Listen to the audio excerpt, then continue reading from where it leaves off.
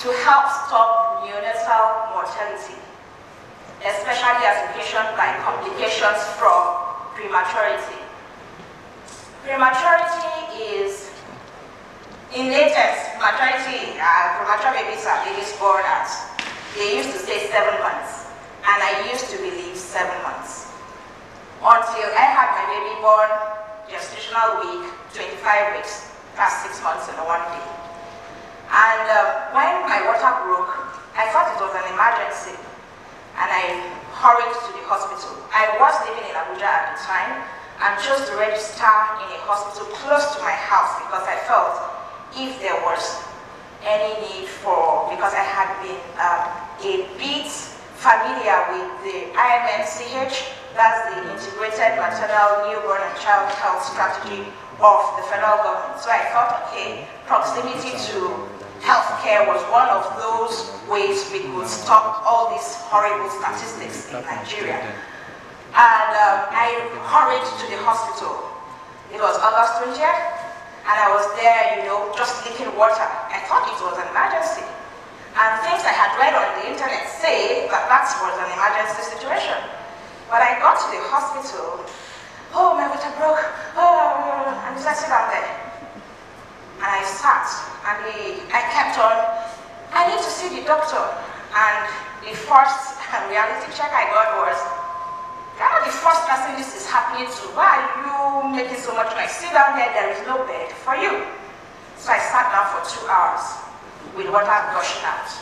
And at that point, I knew that anything could happen. By 3 a.m. of that day, early morning, August 21st, I was in pains and nobody was going to see me. I knew it was labor, but I was hoping and believing and praying and, praying for a miracle to happen so that this baby would stay at least 7 months when a premature baby could be born. By 3 a.m., the idea occurred that, well, I attend antenatal here. There are numbers on this bag. Call one of those numbers. So as desperately as I could, I called. I am dying in your hospital and nobody is attending to me. He did the magic. Within 1 hour, I had the baby. But even before I had the baby, my husband and I we were walking to the labor room or delivery room, and the doctor said to us, you have to take heart. This baby is just about 25 weeks. The lungs are too weak to breathe outside of the room, so we are going to count it as a miscarriage. There, that was it. And I went in there, and as soon as the baby came out, the baby did cry and went quiet. I did cry because I thought there was a closure already. This baby is too tiny, too young, the lungs too weak. There is no hope. And so I had taken it in good faith and I was just waiting to go home. But something happened. My placenta was retained and it was becoming a cause for concern because they had given me some shots to help push it out, but it wasn't coming out. And the ignorance that Ukamaka talked about reared its head. The doctor said, well, we are going to have to do something, help you get this placenta out. Because at that point I was really bleeding. I was bleeding seriously. And I said, no, you are not going to cut me. You are not going to do anything to me. People can't have live babies and go home with live babies, either through operation or whatever, and I go home with a dead baby and they tell me you want to cut me. For what? Eventually, common sense had to prevail, but it didn't happen. The placenta came out. And because I had been moved from the delivery room to the theater in anticipation of the health removal, somebody had called the cleaner to go clean up that place because it was messed up. I had bled a lot. And that was what saved the day. And the cleaner got in there and found that the baby was still moving in the cloth. It was over an hour. No first care, nothing. And this hospital did not have even oxygen for this baby. So we ran to, I didn't run, my husband ran to the National Hospital with this baby. There was no ambulance, there was no fuel in the ambulance. They got to the National Hospital wouldn't take the baby because there was no proper referral letter from the hospital. And thank goodness, my husband, he was a banker, and he saw a customer that he knew who was working in the gynae ward that was very close to the neonatal intensive care unit. And she got the baby and said, "This is my baby, please admit, all other paperwork will be done." And when I heard the story, I asked myself, so if we didn't know anybody, we would be running back and forth, and perhaps the baby would have died, but so many babies have died that way, and I know so many of them. And I didn't get to see that baby because I was in another hospital, the baby was in another hospital. The next day I got to NICU, I almost ran out. I saw these funny looking creatures, all of them in incubator. I saw some that looked okay, and I was hopeful until I saw my baby. I almost ran away.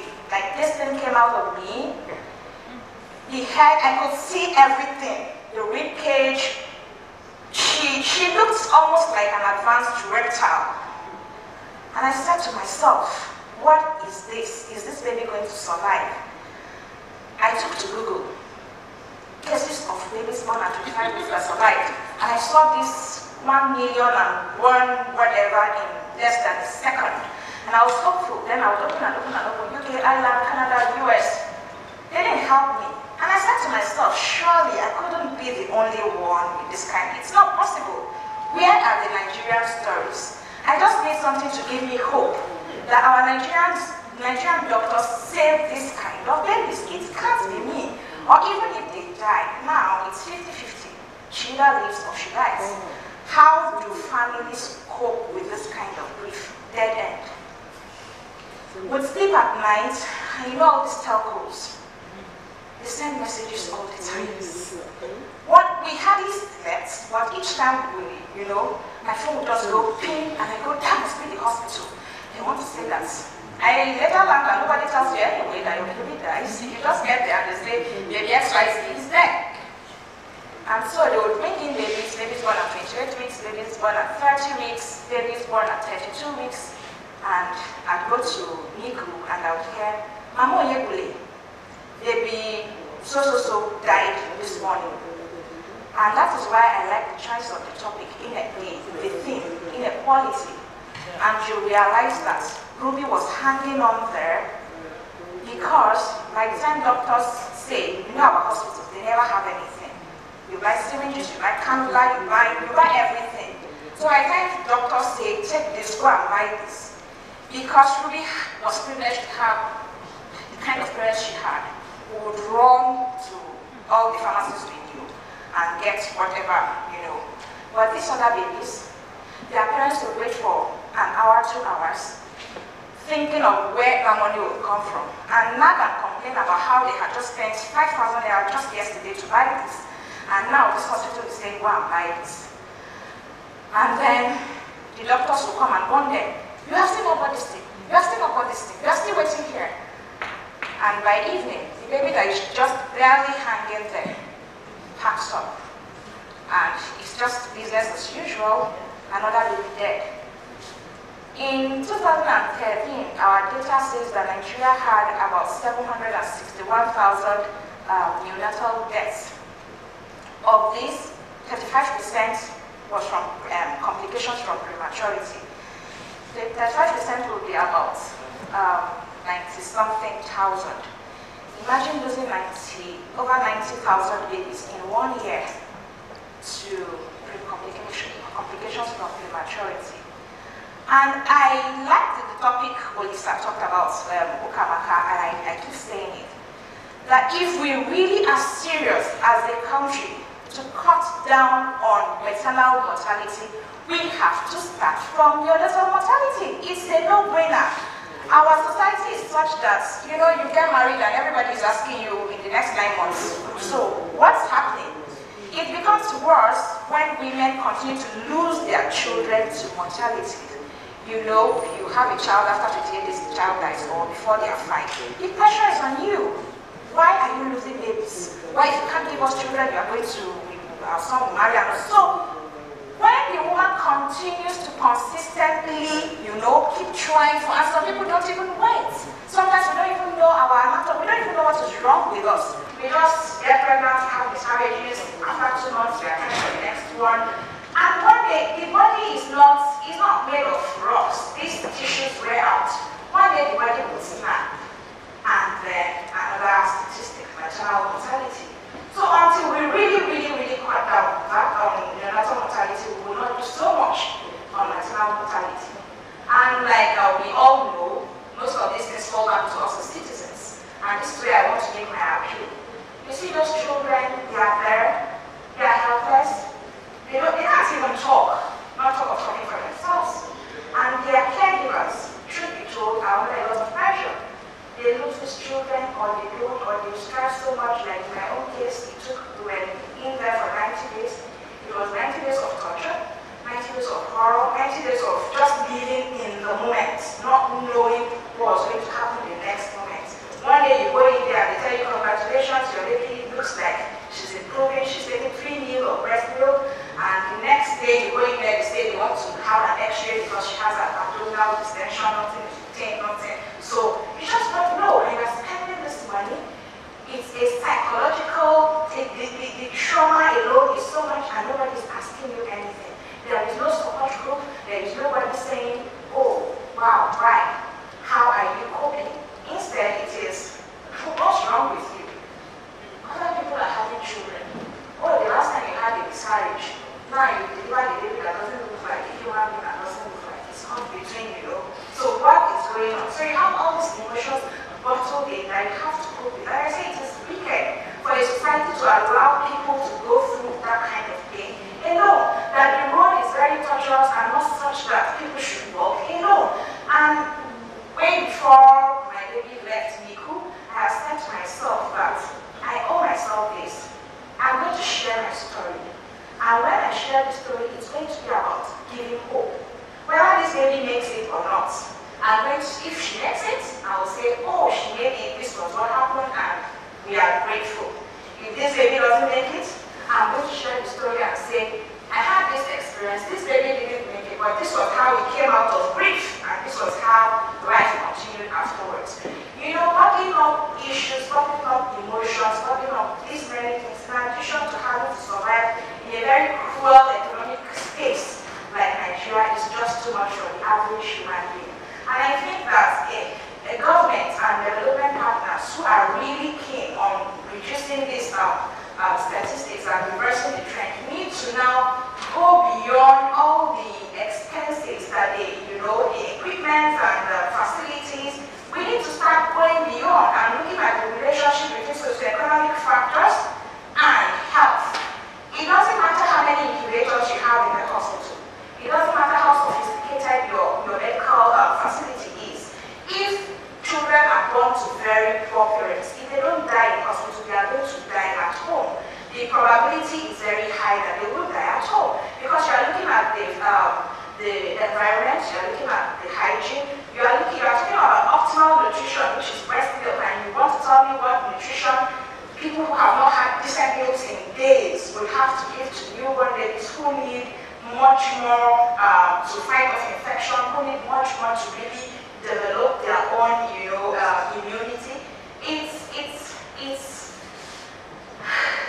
It's not something that we can just sit down and imagine.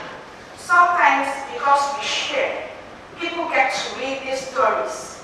Because they read our stories, they don't want to end up like us. That is the essence of sharing the stories anyway. They don't want to end up like us, and so they take measures. They know that this is what I need to do at every step in time. They know that, oh, if I do this and do that, then at least the chances for my baby to, even if born premature, to survive is higher. And so, when 2 weeks ago, somebody who had read a story I shared online contacted me and said, my baby is now 1 year. I owe it all to you and to TEDxGarki.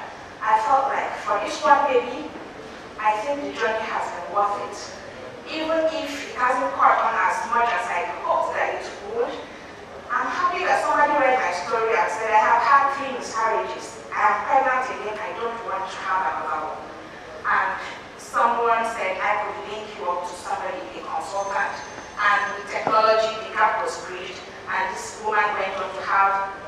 celebrated pregnancy and celebrated the 1-year birthday of her baby, I think that if half the people in this room would help spread messages that say premature babies can actually survive, that our doctors are doing such wonderful jobs and trying their best to keep babies. But we also need good governance to ensure that when they survive in the hospital, they go back home to, you know, some kind of sane environment where they can have the basics to take care of these babies. Where they can, is it people who have not eaten that will remember immunizations? Is it people who have not eaten that will be thinking of a baby that, you know, should take this and take that and take this, and you just give the basic, and God forbid, sometimes they just, these children just go, because life, everything in life there is a stage for everything, and then when you get to that stage, you need the nutrients to survive that stage and move on to the next stage. If all of us can do that and hold government accountable beyond the hospitals, because we are now having proven cost-effective care methods of taking care of these premature babies, but the messages need to get out. You have premature babies that are dying from cold, just cold, because people cannot afford to wrap the children up, because the ignorance is there. People don't know that a simple thing as just laying this baby on your chest and wrapping yourself up can actually save this baby. If you can help push this information out, if you can be less more focused on the intangible things like ideas that can go viral, and less tangible, less focus on less tangible ideas like equipping hospitals with 13,000 incubators. Yes, but how many people have access to those incubators? Most of them are in villages, most of them are in the slums, most of them don't even understand what an incubator is or why they need to go to hospital. In Nigeria today, people still patronize traditional birth attendants, and these traditional birth attendants really do not know so much about how to keep babies alive. If we don't want more and more children to, we can't say it's not, because it's not our business, therefore it's not our business. We have to take up, like what Chris said, empathy as a core value for us as human beings, and as a nation, we need to be more empathetic. We need to learn to place ourselves in the shoes of others and just imagine. Premature babies don't have anybody to carry placards for them. They are not, they can't speak, but they are there right now. Who knows which one is struggling to take their next breath? And they rely on you, they rely on people to actually imagine that they are alive and that they are there and that they could actually make it and survive.